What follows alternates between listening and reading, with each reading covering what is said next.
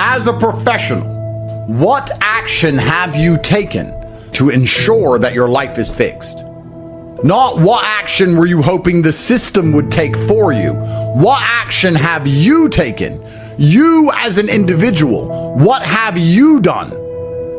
When it all comes back, and it's coming back, the DEI, all the fucking liberal bullshit, the trannies, the drag queens, when the hordes of darkness once again descend on your towns, villages, and life, when the inflation continues to spiral out of control, when everything gets worse than it's ever been, which is guaranteed to happen in the next couple of administrations, I'm going to say, why didn't you take action and do something when the administration was on your side?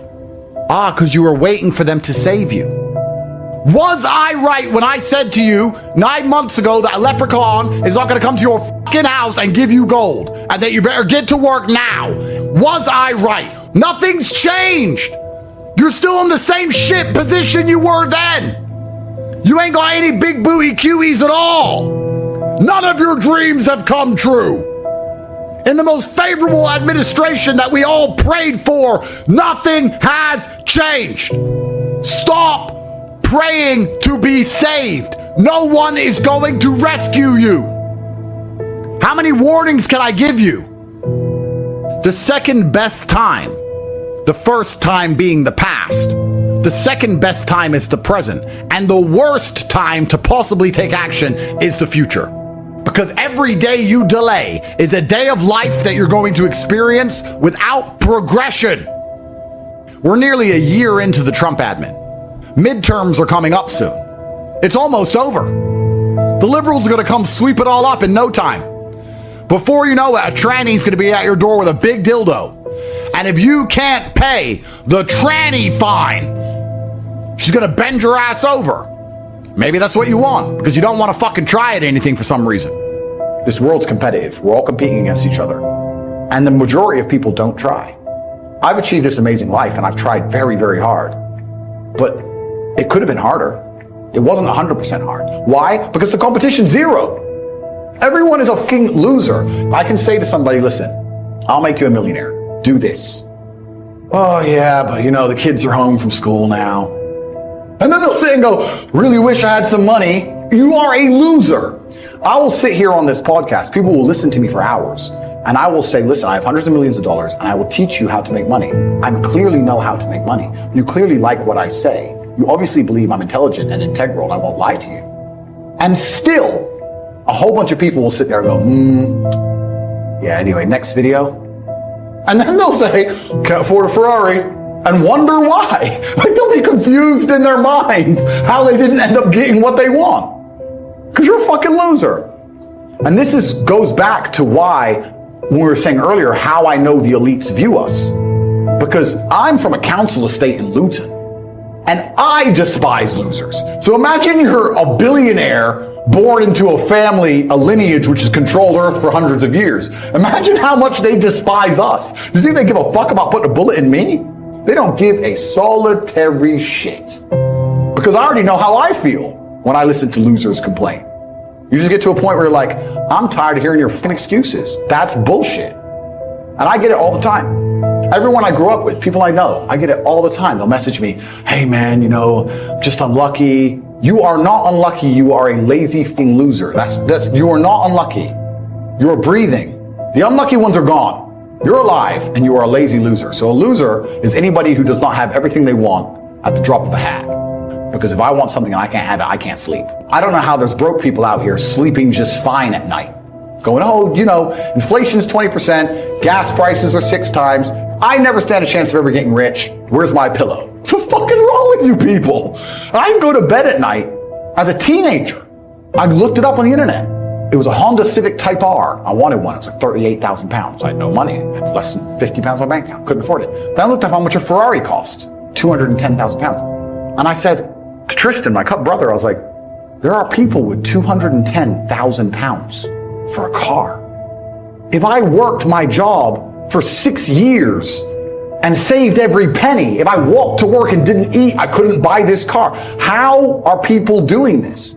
I knew I had to find a way out. I was sitting there going, I refuse to live my human years and be some second-class citizen peasant. And I was so uncomfortable that it gave me the motivation I needed to escape. But the people who go, oh yeah, nice Ferrari, yeah, back to the TV. Losers.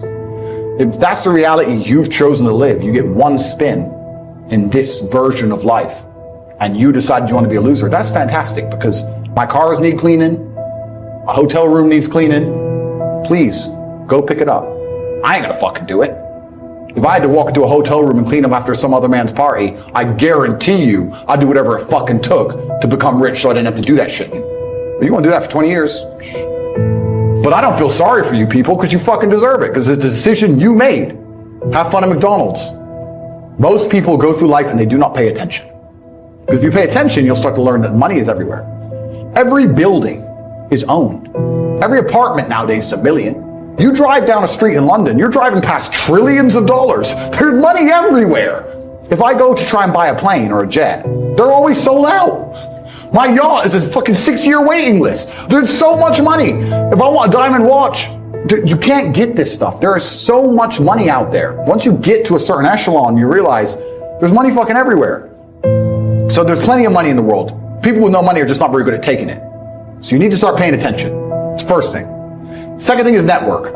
If you sit in a room full of ice cream experts and all they talk about is ice cream, the different flavors, how to store it, how to move it, if you hang around with these people long enough, when someone asks you a question about ice cream, guess what you're gonna know the answer. Everyone understands this. Your network is your net worth. You're the sum of the 5 people you spend the most time with. Everybody understands this. And then they still hang around with fucking losers. You're right. I am the sum of the 5 people I spend the most time with. Anyway, this is my friend Nick. He's so funny when we go drinking because he gets really drunk. I don't talk to anybody who is not winning. Every phone call I will answer, if I answer a phone call, it is from a winner. I don't talk to losers. If my entire reality is full of multimillionaires making money, how am I not going to make money? You got to forget the people who aren't about money around you. It's got to be all you think about, all you talk about. You got to start producing. And if you do all those things, you will start to make some money. But next time you're sitting with your friends, this is a challenge for every single person watching this. Next time you're sitting with your friends, unprompted, come in, sit down, and just join in the conversation. And after about 20 seconds, sit and think, this is bullshit. They're talking about this, that, this bitch, football game, this guy. This is not going to make any of us rich. I am wasting my life. Here's my advice to you today. Walk away from the 97%. Don't talk like they talk. Don't act like they act. Don't go where they go. Don't specialize in what they specialize in. Throw away the blame lists they cling to. I'm telling you, don't talk like they talk. Lend a helping hand, but don't fall into their poor philosophical scenario. And in order to get to the next level, you are going to have to give up something that you care about. See, all your friends, they can't go to the next level because they'll get up there with you, and the way they behave, they'll mess it up for you. You can't hang out with everybody you've been hanging out with. I had to leave my family. My family didn't get it. Steve, you're gonna go tell jokes. That's stupid. You can't make a living telling jokes. Stupid. Quit your job, leave your family, pursue your dreams. My family wasn't supporting them. I got to cut my family loose. Oh, they all love me now. Everybody get a check every month. But I forgave them. They didn't know. Why you still out there telling them damn jokes? You'll see. And now they all see. That's why I was able to walk away, because I saw more. So you'll know when it's time to walk away from people. And some people you need to walk away from. You have to let them go. They're not going to get it. The bigger your life gets, everything comes up at the same pace. And the more people believe in you or like you or support you, the more people hate you, because it creates an opportunity for envy. The only way to avoid it is to stay down. If you lay dead, even the animals won't bite you. The risk of being bitten is the cost of getting up. And you have to decide, are you so concerned about being bitten that you're willing to spend the rest of your life laying dead? Or is there something pumping down inside of you that says, bite me or not, I'm getting up. I'm gonna do all I can do, even if it risks you hating me. I'm going for it. This is very important. The people around you have everything in the world to do with the decisions you make, because they get in your ear, and if they are wrong, they don't die, you die. You got to make it happen, or it's not gonna happen. You got to get up off your hind parts and bust a move, or nothing is gonna happen in your life. Absolutely everything as a man is your responsibility. It's your responsibility to become your best and brightest version of yourself. And you're not going to do that simply by talking it into existence. You need to go out there and do things which are genuinely difficult, genuinely stressful, so you can become the man you want to be. You can have anything you want. I really believe the universe will give anyone anything they want if they actually fucking want it. I've seen people pretend to try this. I've seen people make excuses for why they'll never have it and not get it, but I've never seen anybody who just wakes up, shuts up, works, and not get it. I did it. I didn't have food and I was a world champion. How did you fail so massively? How can you lack motivation? How can an antelope in the jaws of a tiger say, I lack motivation? I'm horny, I want to jerk off. You're 22 at the height of your capabilities, the height of your energy. It is Friday. Are you making money? What are you doing? Oh, there's this band. I really want to see this band. Bro, they're ripping out your throat in real time. You're bleeding out. Fight. Fight back. I don't have motivation. You're a loser. You are a loser. If you do not win, you lose. What do you call someone who loses? A loser. I don't feel motivated. Newsflash, neither do I sometimes. You have to do it anyway because it's your duty to do it because you don't want to be a fucking loser. If you felt like doing it all the time, then there would be no magic to it. The magic is that you do it regardless of how you feel. What do you mean you need motivation? You don't need motivation. You have a duty to not be a loser anymore because the hole in the sky is closing. When men say to me they're depressed, with the capability to become anything you desire, with God giving you a full and able body and mind, how do you have time to be depressed? There's so much that you need to do to be your best self, and you're competing against men like me, and you're finding hours a day to be sad? No wonder you're going to perpetually lose forever. It's brutally ineffective. You're as competent as possible if you believe you can affect absolutely everything about your life. You're as competent as possible if you believe absolutely everything that's happened to you, whether good or bad, is completely your fault. When bad things happen to me, the first thing out of my mouth is good. Think about the biggest transformative stages in your life. Think about the times you got the most work done. It was a bad part of your life.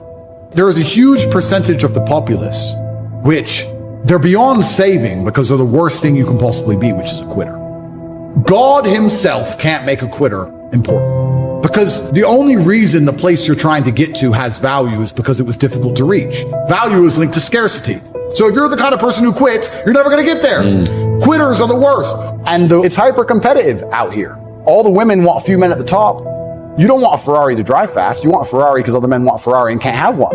It's hyper competitive. So if you're competing against every other man for every dollar you make, nobody cares about your excuses. Nobody cares about your feelings. The world doesn't stop for your pain. It doesn't reward your laziness, and it doesn't care if you're tired. Success only respects results. You can cry, complain, or blame others, but none of that will change your life. The only thing that matters is how hard you work, how much you push, and how disciplined you remain when nobody's watching.